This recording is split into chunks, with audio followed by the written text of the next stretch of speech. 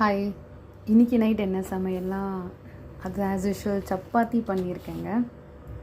அப்புறமா குபூஸு, இது நாங்கள் நேற்று சாப்பிட்டதில் கொஞ்சம் பேலன்ஸ் இருந்தது. அப்புறமா நீங்கள் இங்கே வந்தீங்கன்னா பன்னீர் பட்டர் மசாலா பண்ணியிருக்கேன். ஸோ இது மொத்தமாக கேப்சிகம் எல்லாமே நான் போட்டு பண்ணியிருக்கேன். இது red capsicum, green and yellow, அது மொத்தம் 3 குடமிளகா போட்டு நான் பண்ண ஒரு கிரேவிங்க. பன்னீர் பட்டர் மசாலா ஆஸ் யூஷுவல் பன்னீர் எனக்கு ரொம்ப ஃபேவரெட்டு. ஸோ நீங்கள் இங்கேருந்து வந்தீங்கன்னா இது எங்களுக்காக, இது வந்து நான் அவருக்காக முட்டை கிரேவி. ஸோ முட்டை கிரேவியில் சொல்லப்போனால் இது ஆனியன் கறி சொல்லுவாங்க. ஆனியன் கறியில் முட்டை போட்டு அது மாதிரி செஞ்சுருக்கேன். ஸோ நீங்கள் இந்த குபூஸோட நீங்கள் பன்னீரில் சாப்பிட்லாம், பன்னீர் பட்டர் மசாலா சாப்பிட்டுக்கலாம். சப்பாத்தியோட கூட நீங்கள் பன்னீர் பட்டர் மசாலா சாப்பிட்டுக்கலாங்க. சப்பாத்தி, பரோட்டா எல்லாத்தோட பன்னீர் பட்டர் மசாலா நல்லாயிருக்கும்.